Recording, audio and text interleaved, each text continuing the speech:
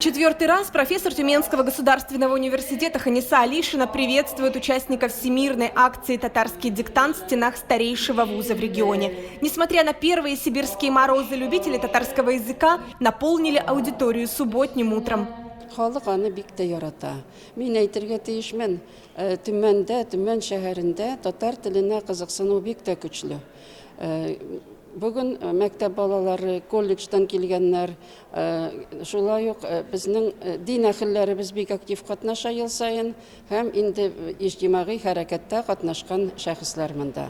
В Тюмени 40 человек писали диктант на татарском языке одновременно со всем миром. От детей до пенсионеров к акции присоединились жители окрестных татарских деревень. В сельской местности грамотность по татарскому языку выше благодаря наличию школ с татарским этнокультурным компонентом. В этом году их 49 по всему региону. Из села Средние Тарманы приехал целый десант учителей – 12 человек.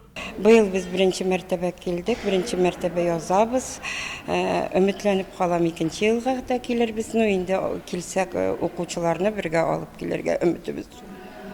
Ямлы яз көнендә ничек өйдә утырасың?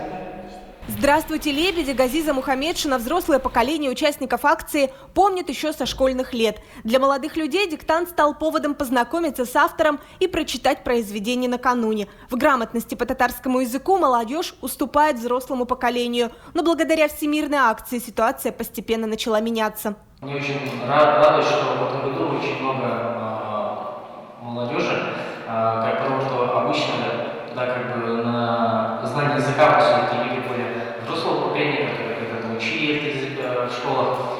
В Тюмени одна школа с татарским этнокультурным компонентом. Те, кто заинтересован в изучении родного языка, посещают платные курсы. Второй точкой проведения всемирной акции «Татарский диктант» в Тюменской области стал Тобольск. Акция прошла в школе с этнокультурным компонентом номер 15. Собрала 40 участников. Это родители, ученики и горожане. София Хайруллина, Рустам Салтукиев, ТНВ, Тюменская область.